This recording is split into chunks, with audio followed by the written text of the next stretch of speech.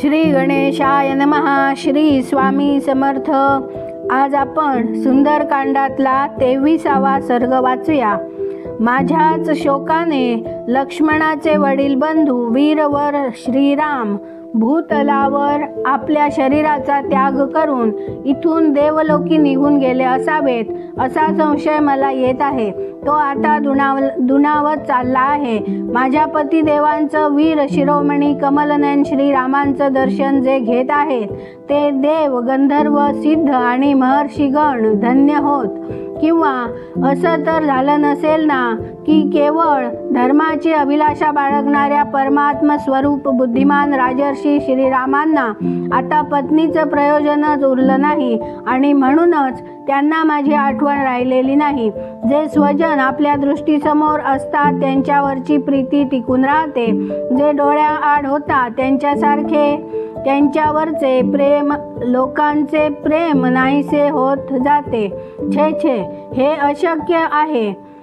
कृतघ्न माणसंच पाठ फिरल्यावर प्रेम ठोकारतात.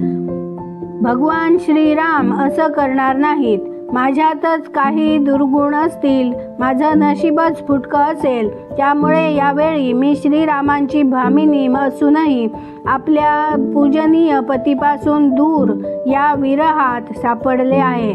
माझे पती भगवान श्रीराम नेहमी सदाचाराचं पालन करणारे आहेत. ते शूरवीर आहेत. असंच शत्रूंचा संहार करण्यास समर्थ आहेत. मी त्यांच्या संरक्षण छत्राखाली राहण्यास योग्य आहे, परंतु त्या महात्म्याविना इथं पडले आहे. अशा अवस्थेत जिवंत राहण्यापेक्षा मरून जाणं चांगलं असं मला वाटतं.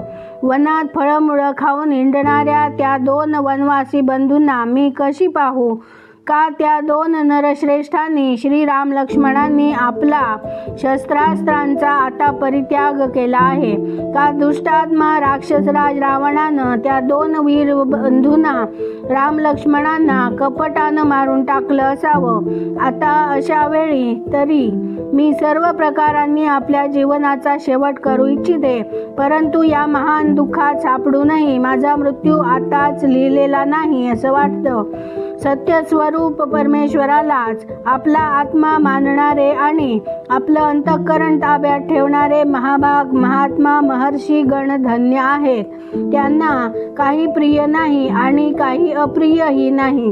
ज्यांना प्रिय गोष्टींचा वियोग दुःख होत नाही आणि अप्रियतेच प्राप्त होऊनही त्यात देखील अधिक त्रास आहे असं वाटत नाही. अशा प्रकारे ज्यांना सुख दुःख नेहमी सारखंच वाटतं त्या महात्म्यांना माझा नमस्कार आहे. मी माझे प्रियतम आत्मज्ञानी भगवान श्रीरामांपासून दूर येऊन पडले आहे आणि पापी रावणाच्या तावडीत सापडून फसले आहे. तेव्हा आता मी या प्राणांचा त्याग करून टाकते. सीता जेव्हा अशा प्रकारे भयंकर उद्गार काढू लागली तेव्हा त्या राक्षसी क्रोधाने मूर्छित झाल्यासारख्या झाल्या आणि त्यांच्यापैकी काही त्या दुरात्म्या रावणाला तिचे म्हणणे ऐकवण्यासाठी निघून गेल्या. त्यानंतर भयंकर दिसणाऱ्या उरलेल्या राक्षसी सीतेजवळ आल्या आणि पुन्हा एकच अर्थ आणि प्रयोजन असलेली तरी सीतेच्या दृष्टीने अनर्थकारक अशी बडबड करू लागल्या. त्या म्हणू लागल्या, हे अनार्ये सीते, तू अजूनही तू आपले पापपूर्ण विचार तसेच धरून बसली आहेस. आज या घडीला आम्ही सर्व राक्षसी मिळून मजेनं तुझं मांस खाऊन टाकू. इतकं लक्षात ठेव. तेवढ्यात त्रिजटा घाईघाईने तेथे आली. ती नुकतीच झोपून उठली होती. त्या दुष्ट राक्षसी सीतेला भीती घालीत आहेत हेही तिने पाहिले. ते ध्यानी येऊन ती वृद्ध त्रिजटा राक्षसी संतापली आणि त्यांना म्हणाली, नीच राक्षसींनो, तुम्ही आता स्वतःलाच खाऊन टाका. राजा जनकाच्या लाडक्या कन्येला तसेच महाराज दशरथांच्या प्रिय स्नुषेला सीतेला खाणं तुमच्या आवाक्यातलं नाही. आज मी एक मोठं भयंकर आणि रोमांचकारी स्वप्न पाहिलं आहे. ते स्वप्न राक्षसांच्या विनाशाची आणि सीतापतीच्या अभ्युदयाची सूचना देणारं आहे. त्रिजटा असे म्हणाल्यावर त्या सर्व राक्षसी ज्या प्रथम क्रोधाने मूर्छित झाल्यासारख्या झाल्या होत्या त्या आता भयभीत झाल्या आणि त्रिजटेला म्हणाल्या, अगं सांग तरी, तू आज रात्री हे कुठलं बरं स्वप्न पाहिलंस? त्या राक्षसींच्या तोंडून बाहेर पडलेला हा प्रश्न ऐकून त्रिजटेने त्यावेळी त्या स्वप्नासंबंधी खुलासेवार हकीकत सांगितली. ती म्हणाली, आज मी स्वप्नात आकाशात संचार करणारी एक दिव्य शिबिका पाहिली. ती हस्तिदंताची घडविली होती. तिला 1000 घोडे जुंपले होते आणि श्वेत पुष्पांची माळ तसेच श्वेत वस्त्र धारण केलेलं स्वयं श्री रघुनाथ लक्ष्मणासह त्या शिबिकेवर चढून इथं आले. आजच्या स्वप्नात मला असंही दिसलं की सीता श्वेत वस्त्र धारण करून श्वेत पर्वताच्या शिखरावर बसली आहे. तो पर्वत समुद्रानं वेढलेला आहे आणि इथं ज्याप्रमाणे सूर्यदेवाला त्याची प्रभा लाभते त्याचप्रमाणे सीता श्री रामचंद्रांना भेटली आहे. पुन्हा जेव्हा स्वप्नात मी श्री रघुनाथांना पाहिले तेव्हा ते 4 दातांच्या गजराजावर आरूढ झाले होते. पर्वताप्रमाणे उंच असलेल्या त्या गजराजावर लक्ष्मणासह बसलेले रघुनाथ अत्यंत शोभिवंत दिसत होते. त्यानंतर आपल्या तेजानं सूर्याप्रमाणे प्रकाशित होणारे तसेच पांढरी शुभ्र माळ आणि शुभ्र वस्त्र धारण केलेले ते दोघे बंधू श्रीराम आणि लक्ष्मण जानकी देवीपाशी आले. मग पर्वत शिखरावर उभी असलेली जानकी आकाशातच उभ्या असलेल्या आणि पतीनं पकडून ठेवलेल्या त्या हत्तीच्या स्कंधावर चढली. त्यानंतर कमलनयनी सीता पुन्हा आपल्या पतीच्या मांडीवरून वरती झेपावली आणि चंद्रसूर्यापाशी जाऊन पोहोचली. तिथं मी पाहिलं की ती स्वतःच्या दोन्ही हातांनी चंद्रसूर्य पुसत आहे आणि त्यांच्यावर हात फिरवित आहे. त्यानंतर ते दोघे राजकुमार आणि विशाल लोचना सीता ज्यावर विराजमान झाली होती तो महान गजराज लंकेवर येऊन उभा राहिला.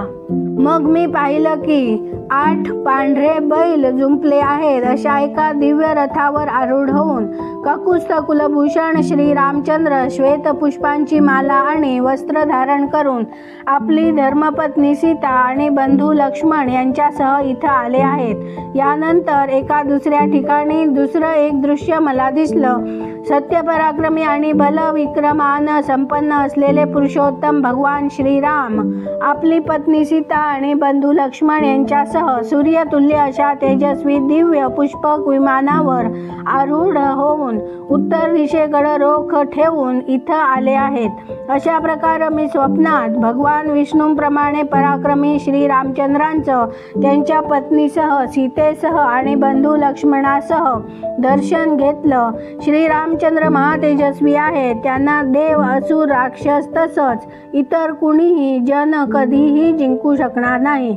ज्याप्रमाणे पापी लोक स्वर्गलोकावर विजय मिळवू शकणार नाही तसंच कुणीही श्रीरामांवर विजय मिळवू शकणार नाही. मी रावणालाही स्वप्नात पाहिलं होतं. त्यानं मुंडन केलं होतं. तो तेलानं न्हाला होता आणि त्यानं लाल रंगाची वस्त्र नेसली होती.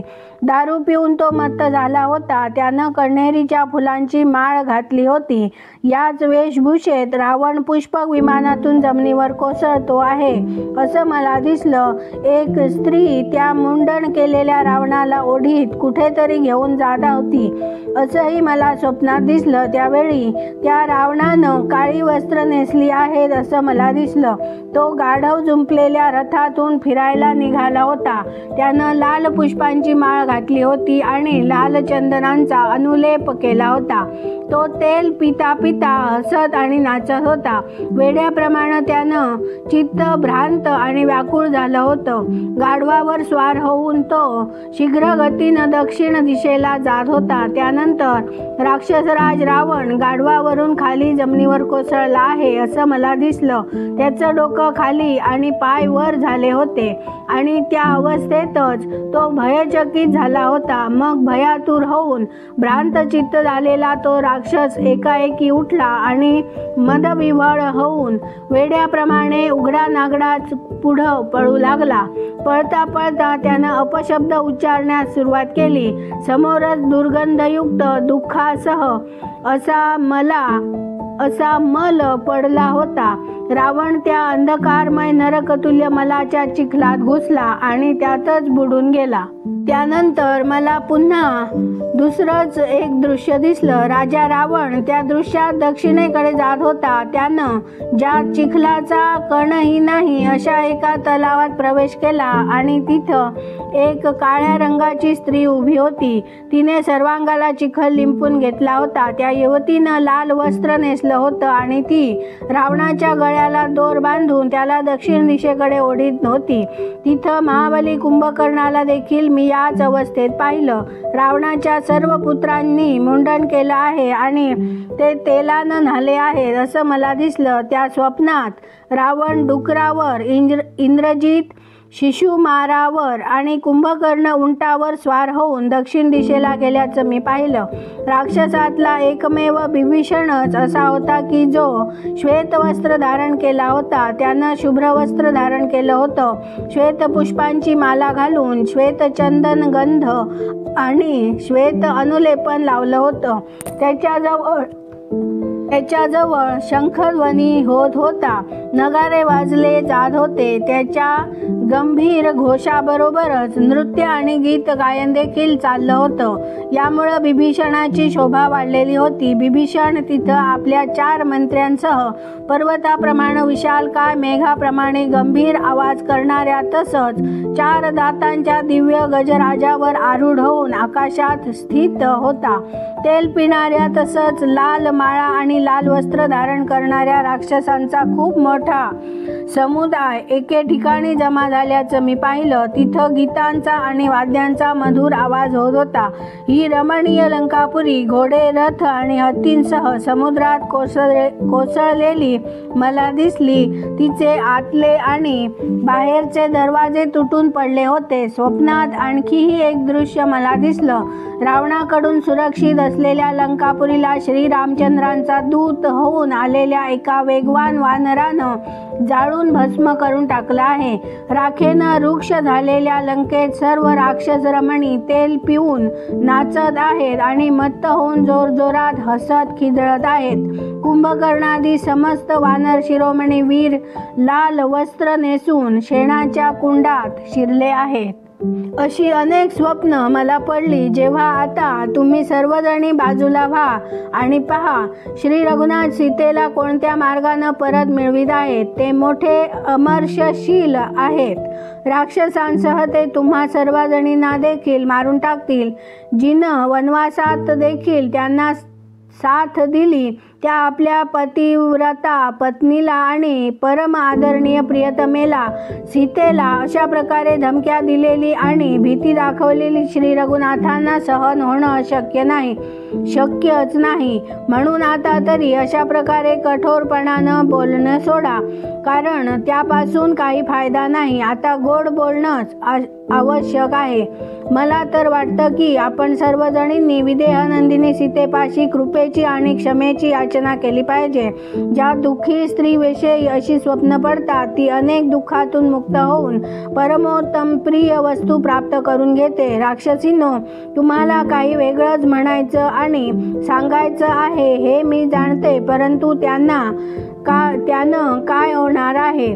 जरी तुम्ही सीतेला खूप धमक्या दिल्या आहेत तरीही तिला शरण जाऊन अभय याचना करा, कारण श्री रघुनाथांच्या रूपानं राक्षसांना घोर भय उत्पन्न झालं आहे. राक्षसिणींनो, ही जनकनंदिनी मैथिली सीता केवळ प्रणाम केला तरी प्रसन्न होईल. हीच त्या महान भयापासून तुमचं रक्षण करण्यास समर्थ आहे. या विशाल लोचना सीतेच्या ठाई मला सूक्ष्मपण पाहून देखील कणभर सुद्धा विपरीत लक्षण दिसत नाही. त्यामुळं हिचे भोग संपणार हे निश्चित.